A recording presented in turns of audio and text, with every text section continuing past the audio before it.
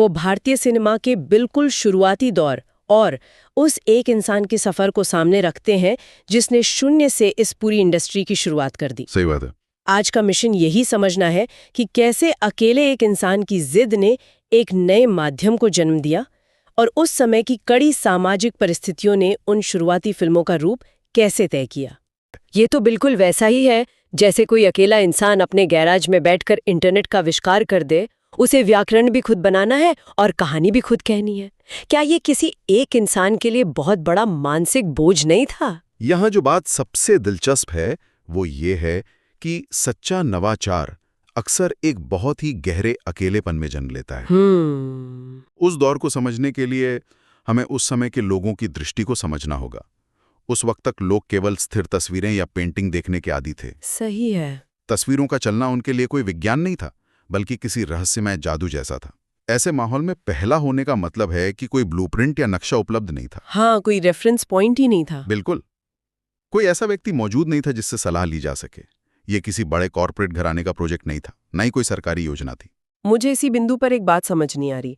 मतलब तकनीकी ज्ञान होना एक बात है, लेकिन लोगों को ये समझाना कि पर्दे पर तस्वीरें चल सकती हैं, ये तो उस समय के हिसाब से किसी तंत्र मंत्र जैसा लगा होगा। हाँ, जादू टोना ही लगता था लोगों को। तो उस इंसान ने कैमरा जैसी बिल्कुल नई और अजीबोगरीब मशीन को लेकर समाज में लोगों को कैसे मनाया होगा? क्योंकि केवल एक व्यक्ति का विजन एक पूरी इंडस्ट्री तो नहीं बना सकता, उसे दूसरे लोगों की जरूरत तो पड़ी ही होगी। देखिए, ये एक बहुत ही सटीक सवाल है और इसका जवाब उस व्यक्ति की मनोवैज्ञानिक समझ में छिपा है। अच्छा। 1910 के दशक के भारत में लोगों के लिए मनोरंजन का मतलब पारंपरिक नाटक या लोक कला हुआ करता था। कैमरे के सामने खड़े होकर किसी ऐसी मशीन के लिए अभिनय करना जो उस वक्त तक अनजान थी, आम लोगों के लिए बहुत खौफनाक अनुभव था। सच में खौफनाक क्यों?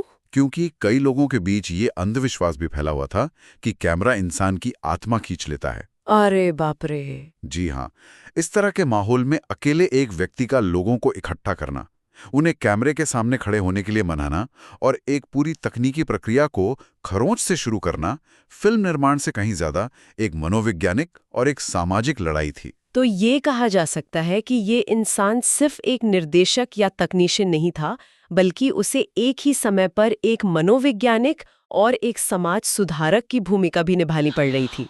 बिल्कुल सटीक बात कही आपने। हर कदम पर यह खतरा था कि समाज इस पूरे प्रयास को सिरे से खारिज कर दे। और तथ्य यही बताते हैं कि उन्होंने सिर्फ तकनीक को आयात नहीं किया, बल्कि उसे एक ऐसे समाज के अनुकूल बनाया जो इसके लिए मानसिक रूप से बिल्कुल तैयार नहीं था। खुद कैमरा चलाना, खुद फिल्म डेवलप करना और खुद ही निर्देशन करना, ये सब एक साथ करना उनके अपार धैर्य को दर्शाता है। यहाँ से बात सच में बहुत रोचक हो जाती है, क्योंकि अगर ये तकनीकी और मनोवैज्ञानिक चुनौतियां काफी नहीं थीं, तो हमारे स्रोतों में एक और बेहद चौंकाने वाली जानकारी सामने आती है। हाँ, महिलाओं की कास्टिंग वाली बात। बिल्कुल।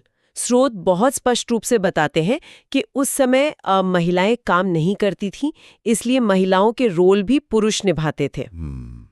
अब जब इस जानकारी को उस युग के संदर्भ में देखा जाए, तो ये एक बहुत बड़ी रचनात्मक बाधा नजर आती है।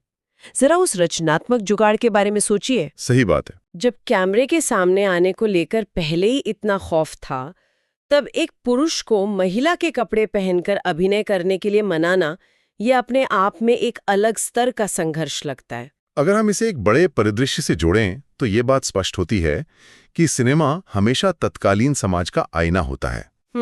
ये तथ्य कि महिलाओं के रोल पुरुषों को निभाने पड़े, कोई मजाकिया घटना या साधारण जुगाड़ नहीं था। तो क्या था ये?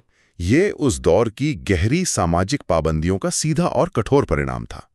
उस समय महिलाओं को सार्वजनिक पेशों से सख्त तौर पर दूर रखा जाता था। हाँ, वो तो है। प्रदर्शन कला, या जिसे हम परफॉर्मिंग आर्ट्स कहते हैं, उसे समाज के संभ्रांत वर्ग द्वारा सम्मानजनक नहीं माना जाता था। पर मैं ये सोच रही थी कि पारंपरिक नाटकों और लोक कलाओं में तो लोग फिर भी कला को स्वीकार कर लेते थे। ऐसा क्या था कि सिनेमा के आते ही सामाजिक नियम इतने कठोर हो गए कि कोई भी महिला काम करने को तैयार ही नहीं हुई? देखिए, इसका जवाब तकनीक के प्रति तत्कालीन समाज के नजरिए में गहराई से छिपा है। पारंपरिक नाटक क्षणभंगुर होते थे। मतलब एक बार हुए और खत्म हो गए। बिल्कुल। लेकिन कैमरा एक ऐसी मशीन थी जो चीजों को हमेशा के लिए कैद कर लेती थी। उस समय के समाज के लिए किसी महिला की छवि को कैद करके उसे सार्वजनिक रूप से बार बार दिखाया जाना उसकी गरिमा के सीधे खिलाफ माना जाता था। अच्छा, मतलब समस्या रिकॉर्डिंग से थी। हाँ, यह तकनीक भले ही नहीं थी, लेकिन इसने पुरानी लोक कलाओं से जुड़े सारे सामाजिक लांछनों को विरासत में पा लिया था।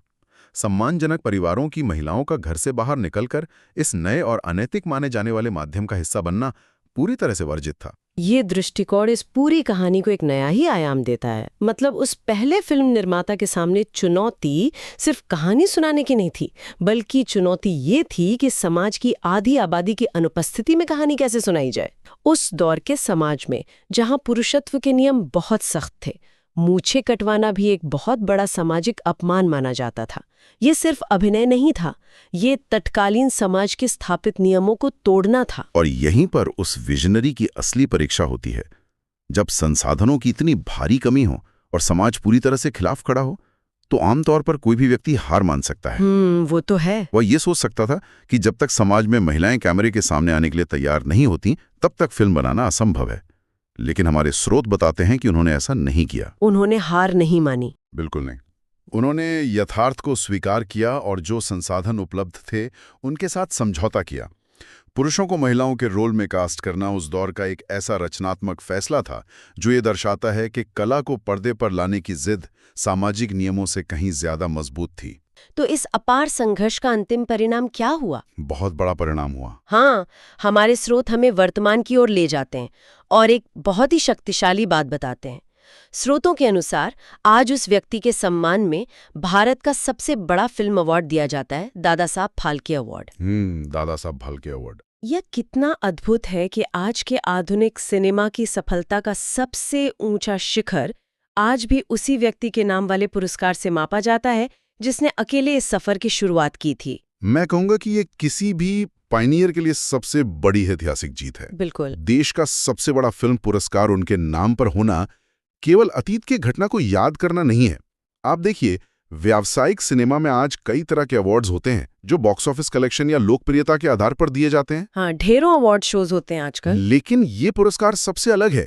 ये दरअसल आज की पूरी इंडस्ट्री का सामूहिक रूप से ये स्वीकार करना है कि वर्तमान में जो कुछ भी मौजूद है, चाहे वो हजारों करोड़ का बॉक्स ऑफिस हो, वीएफएक्स से बनी भव्य फिल्में हो या अंतर्राष्ट्रीय स्तर पर मिलने वाली शोहरत हो, वो सब उसी एक अकेले व्यक्ति के शुरुआती कदम की नींव पर खड़ा है। ये एक बहुत ही अद्भुत विडंबना है।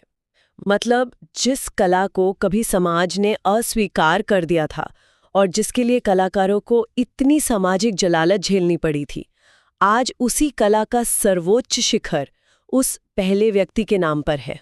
सही बात है। जब आज के समय का कोई बड़ा सुपरस्टार या निर्देशक उस मंच पर जाकर वो अवार्ड लेता है ना, तो वो केवल अपने काम का जश्न नहीं मना रहा होता, वो अनजाने में ही सही उस इंसान के संघर्ष को भी नमन कर रहा होता है जिसने सबसे पहले उस अंधेरे और अनजान रास्ते पर चलने की हिम्मत की थी। और यही बात इस विरासत को अमर बनाती है। एक व्यक्ति का वो संघर्ष जिसे तत्कालीन समाज ने शायद पागलपन या मूर्खता समझा होगा, आज सबसे बड़े राष्ट्रीय सम्मान का प्रतीक बन चुका है। हाँ, ये इस बात का प्रमाण है कि सच्चा नवाचार अपने समय से बहुत आगे होता है। जब कोई व्यक्ति अपने दौर की सीमाओं को पार करके कुछ ऐसा रचता है जिसका मूल्य समाज दशकों बाद समझता है, तो उसका नाम उस पूरी कला का ही पर्याय बन जाता है। बिल्कुल। ये पुरस्कार एक निरंतर चलने वाली वसीयत है जो हर नई पीढ़ी के फिल्मकारों को उस पहली ईंट की याद दिलाती है जिस पर यह पूरी इमारत टिकी है। इस पूरी चर्चा को समेटते हुए ये स्पष्ट होता है कि आज के इस गहन विश्लेषण में एक बहुत ही असाधारण सफर सामने आया है। स्रोतों के जरिए ये जाना गया कि कैसे भारतीय सिनेमा किसी सोची समझी व्यापारिक योजना के तहत नहीं बल्कि एक अकेले इंसान के विजन और जिद से पैदा हुआ। बिल्कुल। उस दौर की उन सामाजिक मजबूरियों को भी गहराई से समझा गया जहां महिलाओं का कैमरे के सामने आना वर्जित था, जिसके कारण पुरुषों को ही महिलाओं के किरदार निभाने पड़े। और अंत में ये देखा गया कि कैसे वो अकेला संघर्ष आज भारत के सबसे बड़े फिल्म सम्मान के रूप में एक अमर विरासत बन चुका है। मैं तो यही कहूंगा कि ये इतिहास केवल सिनेमा से जुड़े लोगों के लिए ही नहीं, बल्कि किसी भी क्षेत्र में कुछ नया करने की सोच रखने वाले हर व्यक्ति के लिए एक बहुत बड़ा सबक है। और यही बात इसे आज के दौर में इतना प्रासंगिक बनाती है। सुनने वालों के लिए ये चर्चा इस बात की याद दिलाती है कि दुनिया में जो भी बहुत बड़े सांस्कृतिक बदलाव होते हैं या जो विशाल इंडस्ट्रीज खड़ी होती हैं, वो अक्सर सारी बाधाओं, संसाधनों की भारी कमी और तत्कालीन सामाजिक नियमों के खिलाफ उठे किसी एक व्यक्ति के पहले और साहसिक कदम से ही शुरू होती हैं। हाँ, ये तथ्य पूरी तरह से स्पष्ट कर देता है कि किसी भी बड़ी शुरुआत के लिए सब कुछ अनुकूल होने की आवश्यकता कभी नहीं होती। बिल्कुल।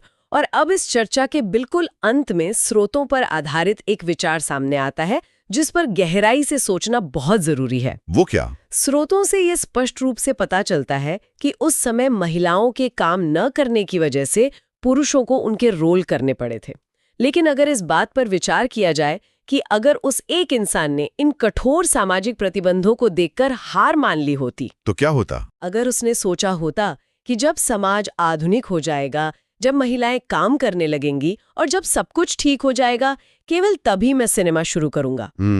अगर उसने वो इंतजार किया होता तो शायद इस इंडस्ट्री को शुरू होने में कई और दशक लग जाते। बिल्कुल सही बात है। कभी-कभी पूर्णता का या सही सामाजिक माहौल का इंतजार करना सबसे बड़ी भूल साबित हो सकती है। जो सीमित संसाधन हाथ में है, चाहे वो कितने भी अजीब या अपूर्ण क्यों न लगे, उन्हीं के साथ शुरुआत कर देना ही असली पूर्णता है। क्योंकि बिना उस पहली टेढ़ी मेढ़ी ईंट को रखे कभी कोई भव्य इमारत नहीं बन सकती।